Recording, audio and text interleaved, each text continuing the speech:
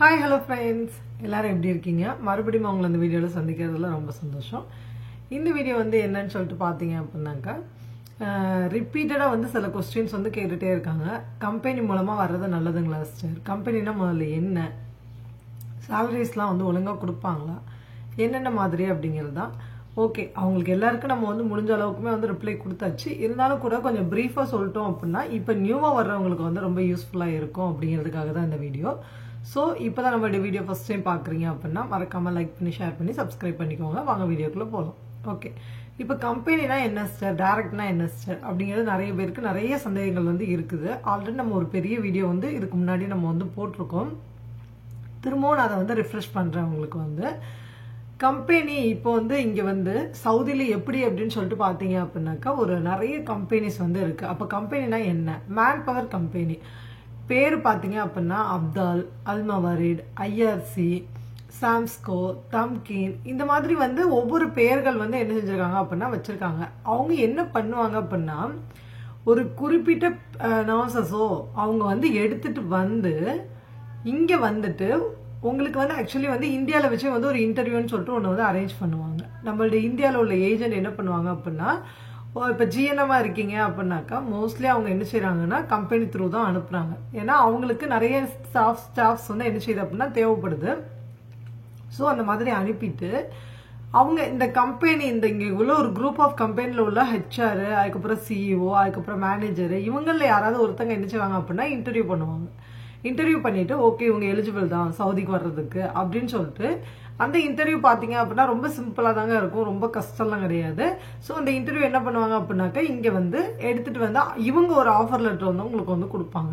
இது ஹாஸ்பிட்டல்ல நீங்க எந்த ஹாஸ்பிட்டல்லையுமே வந்து செலக்ட் ஆகல. ஜஸ்ட் நீங்க மேன் பவர் ஏஜென்சில நீங்க இங்க வந்து இந்த சவுதிக்கு நீங்க எலிஜிபிள் அப்படிங்கிறதுக்கு ஒரு ஆஃபர் லெட்டர், சரிங்களா?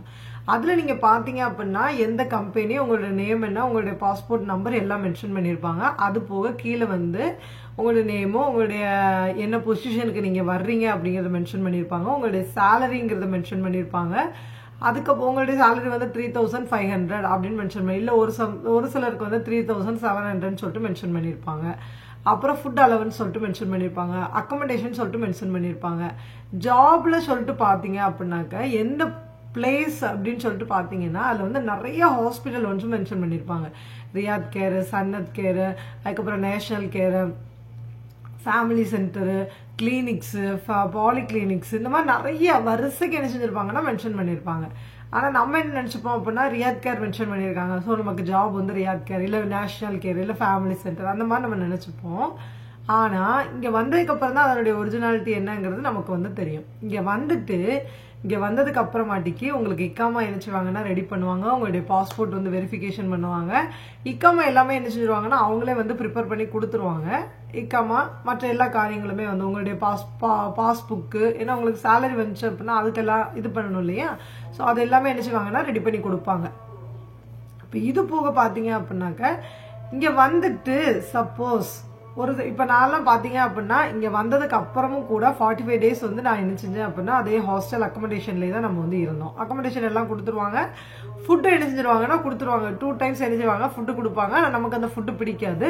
ஸோ முடிஞ்ச வரைக்கும் என்ன செய்யுங்க அப்படின்னா நீங்க ஊர்ல இருந்து வர்றீங்க அப்படின்னா ரெடிமேடா பண்ணக்கூடியதான சில விஷயங்கள், இப்போ ஒரு சப்பாத்தி மாவு, மைதா மாவு, இந்த மாதிரி எல்லாம் கொஞ்சம் எடுத்துட்டு வாங்க. பிஸ்கெட்டு, சேமியா, மேகி, இந்த மாதிரி என்னென்ன வேணுமோ நீங்க எல்லாமே எடுத்துட்டு வந்தீங்க அப்படின்னாக்கா உங்களுக்கு ரொம்ப யூஸ்ஃபுல்லா இருக்கும். கம்பெனில வர்றவங்களுக்கு ஏன் அப்படின்னா இங்க குடுக்கற ஃபுட் வந்து உங்களுக்கு வந்து பிடிக்காது. அந்த ஃபுட் வந்து அந்த மாதிரி தான் இருக்கும். அரிசி வந்து வெந்திருக்காது. அப்புறம் அவங்க கொடுக்குற சிக்கன் வந்து நமக்கு வந்து இஷ்டப்படாது. இந்த மாதிரி எல்லாம் இருக்கும் அதுல வந்து. ஸோ இப்ப நீங்க இங்க வந்துட்டு ஒரு குறிப்பிட்ட டேஸ்ல என்ன செய்வாங்க அப்படின்னாக்கா உங்களுக்கு நீங்க வந்து ஒரு 2 daysலயோ இல்ல 1 dayலயோ கூட இன்டர்வியூ நடக்கிறதுக்கு வாய்ப்புகள் உண்டு. எங்கேயாச்சும் வேகன்சிஸ் இருக்கு, இப்ப இவங்க இவ்வளோ இது கொடுத்துருக்காங்க இல்லையா, இந்த இதுல எங்க வேகன்சிஸ் இருந்தாலும் உங்களை வந்து சென்ட் பண்ணுவாங்க. நீங்க அங்க செலக்ட் ஆகல அப்படின்னா திருமணியும் நீங்க என்ன செய்யணும் அப்படின்னா இங்க பேக் வந்துட்டு நீங்க வெயிட் பண்ணணும் அடுத்த இன்டர்வியூக்காக. எப்படியோ ஒரு இன்டர்வியூல நீங்க செலக்ட் ஆயிட்டீங்க. நீங்க இப்ப அங்க போறீங்க. புரியுதுங்களா உங்களுக்கு வந்து இங்க வந்துட்டு இங்க இருந்துதான் வந்து ஒவ்வொரு ஹாஸ்பிட்டல் ஒவ்வொரு சென்டரா நினைச்சுவாங்கன்னா அனுப்புவாங்க இன்டர்வியூக்கு வந்து. ஸோ நீங்க அங்க போயிட்டு இன்டர்வியூ அட்டன் பண்ணணும். அவங்க உங்களை செலக்டா அன்செலக்டாங்கிறத திரும்ப மெயில் வழியா நினைச்சுவாங்கன்னா சென்ட் பண்ணுவாங்க. நீங்க செலக்டட் அப்படின்னா உங்களோட திங்ஸ் எல்லாம் பேக் பண்ணிட்டு நீங்க அங்க போகணும். அந்த ஹாஸ்பிட்டல்ல உங்களுக்கு அக்கமடேஷன் கொடுப்பாங்க, நீங்க அங்க ஸ்டே பண்ணணும். இதுதாங்க ப்ராசஸ்.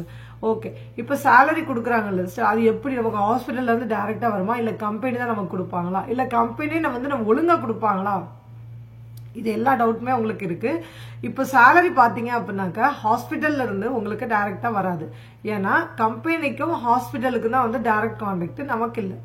ஆனா நமக்குரிய ஒரு பர்சன் வந்து அங்க இருப்பாங்க. ஏதாச்சும் சேலரி டிலே அந்த மாதிரி ஏதாச்சும் ஒரு இஷ்யூஸ் அப்படின்னா நீங்க ஹாஸ்பிட்டல் உள்ள ஹெச்ஆர்ல போயிட்டு நான் இந்த மாதிரி அப்தால் கம்பெனி, நான் அல்மவரட் கம்பெனி, நான் தம்கின் கம்பெனி அப்படிங்கும் போது அங்க ஒரு மேனேஜர் இருப்பாங்க.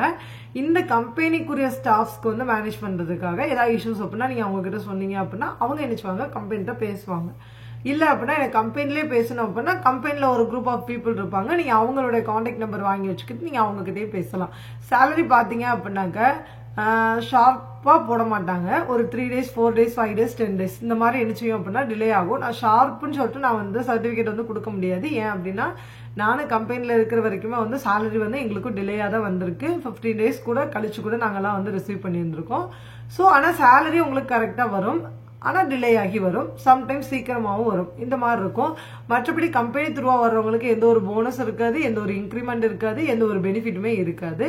இப்ப டைரக்டா வர்றவங்க எப்படி சார், அவங்க என்ன மாதிரி அப்படின்னா சேம் இதே மாதிரி இந்தியாவில் உள்ள ஏஜென்ட் த்ரூ தான் வருவாங்க. ஆனா மேன் பவர் கம்பெனி வந்து அவங்களை வந்து இன்டர்வியூ பண்ண மாட்டாங்க. ஏதோ ஒரு டைரக்ட் ஹாஸ்பிட்டல், இப்ப ரியாத் கேர்னே எடுத்துக்கோங்க, ரியாத் கேர் ஹாஸ்பிட்டல்ல இருந்தே வந்து டைரக்டா வந்து கொச்சினுக்கோ இல்ல டெல்லிக்கோ இல்ல சென்னைக்கோ வந்து என்ன செய்வாங்க அப்படின்னா இன்டர்வியூ அட்டன் பண்ணுவாங்க. இன்டர்வியூ வந்து கண்டக்ட் பண்ணுவாங்க. பிஃபோர் வந்து ஜூம் இன்டர்வியூ பண்ணிட்டு இருந்தாங்க கோவிட் டைம்ல, இப்போ வந்து டைரக்டாவே வராங்க. அந்த மாதிரி நீங்க அங்க போயிட்டு இன்டர்வியூல போயிட்டு அட்டன் பண்ணும்போது உங்களை செலக்ட் பண்ணுவாங்க. செலக்ட் ஆகல அப்படின்னா அது வேற, செலக்ட் பண்ணாங்க அப்படின்னாக்க அதே ஏஜென்சி த்ரூ தான். நீங்க எந்த ஏஜென்சி த்ரூ நீங்க ஸ்டார்ட் பண்ணிருக்கீங்களோ ப்ரொசீஜர்ஸ் வந்து அவங்க த்ரூவாவே வந்து ஆஃபர் லெட்டர் அனுப்புவாங்க, விசா அனுப்புவாங்க, டிக்கெட் அனுப்புவாங்க, எல்லாமே வந்து அவங்க த்ரூவாவே தான் வரும்.